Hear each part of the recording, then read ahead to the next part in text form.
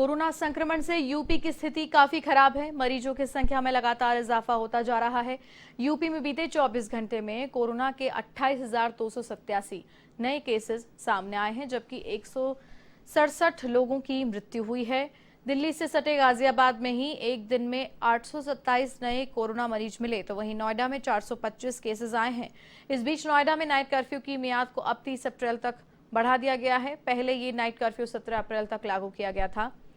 राजधानी लखनऊ की अगर बात की जाए तो हालत यहां भी काफी खराब है। मरीजों को अस्पतालों में एडमिशन नहीं मिल पा रहा है। परिजन अस्पताल दर अस्पताल भटकने को मजबूर हैं। तो वहीं यूपी सरकार राज्य में लॉकडाउन लगाने के खिलाफ है। सोमवार को हाईकोर्ट ने 5 शहरों में लॉकडाउन लगाने के आदेश भी दिए थे, लेकिन योगी सरकार ने हाईकोर्ट के आदेश को मानने से इनकार कर दिया। सरकार ने लॉकडाउन लगाने से इनकार करते हुए फैसले के खिलाफ सुप्रीम कोर्ट जाने का फैसला किया। सरकार का कहना है कि लॉकडाउन समाधान नहीं है, जीवन के साथ आजीविका का भी ख्याल रखना होगा।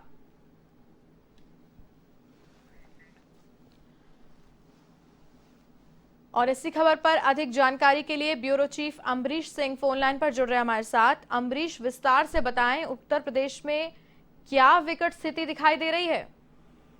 जी भारती, जरूर उत्तर प्रदेश में जो हालांकि बड़ा राज्य है तो मरीजों की संख्या भी ज्यादा होगी, क्योंकि 2 लाख से अधिक टेस्ट रोज कराए जा रहे हैं। तो ऐसे में स्थिति जो है वो 30,000 के पार जा रही थी। हालांकि एक अच्छी खबर भी कही जा सकती कि कल से जो 3 दिन हम लगातार देख रहे थे 30,000 के ऊपर जा रही थी, कल 3,000 मरीज करीब कम आए हैं। कल 28,000 के लगभग मरीज आए हैं, लेकिन ये समस्या का हल नहीं है। दूसरी चीज अगर देखें तो कल हाईकोर्ट ने जिन 5 बड़े शहरों पे जहां पे मरीजों की संख्या ज्यादा आ रही थी, जिनमें लखनऊ, वाराणसी, प्रयागराज और गोरखपुर था और कानपुर नगर था, इन 5 शहरों में हालांकि हाईकोर्ट ने फैसला सुनाते हुए लॉकडाउन पूर्ण तरीके से घोषित कर दिया था 26 अप्रैल तक।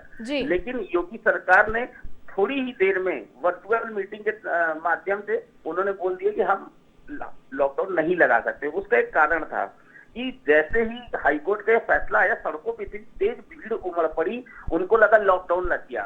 तो हर दुकान पर, हर चौराहे पर लोग डर की वजह से भीड़ लगाने लगे और सामान लेने के लिए निकलने लगे। उन्हें लगा कि अगर पूर्ण रूप से पिछली बार की तरह लॉकडाउन हो जाएगा तो बहुत परेशानी का सामना करना पड़ेगा। हालांकि सरकार का भी कहना है कि आजीविका के लिए लॉकडाउन ही एकमात्र विकल्प नहीं है, क्योंकि लॉकडाउन लगाने से सबसे बड़ी जो समस्या होगी वो उन प्रवासी मजदूरों के लिए होगी जो दूर दराज से फिर से भाग के उत्तर प्रदेश या अपने राज्यों की तरफ बढ़ रहे हैं जहां वो रहने वाले हैं।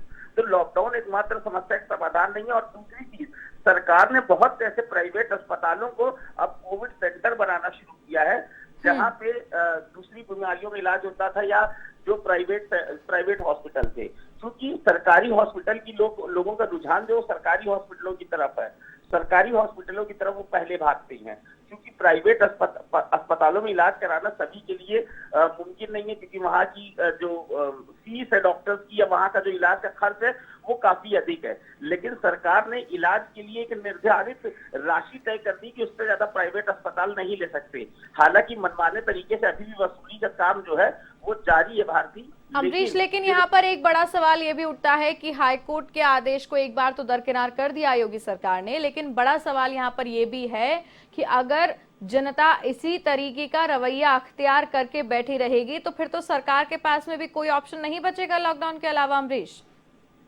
जी बिल्कुल, अगर देखा जाए यही वो हाईकोर्ट था जहां पे 4 चरणों के चुनाव के पहले जो उत्तर प्रदेश में त्रिस्तरीय अगर बात करते हैं गलत और सही की, तो भले ही ये एक बहुत बड़ी समस्या है या बहुत बड़ा ये निर्णय है जो सरकार ने हाईकोर्ट के खिलाफ किया है कल, लेकिन यही वो माननीय हाईकोर्ट थी जिसने अभी त्रिस्तरीय पंचायत चुनाव के 2 दिनों पहले जब सरकार ने चुनाव के लिए ये कहा था हाईकोर्ट से कि एक बार इसके लिए भी संज्ञान मिले, क्योंकि अगर चुनाव होगा तो लोग भीड़ लगा के वोट देने जाएंगे।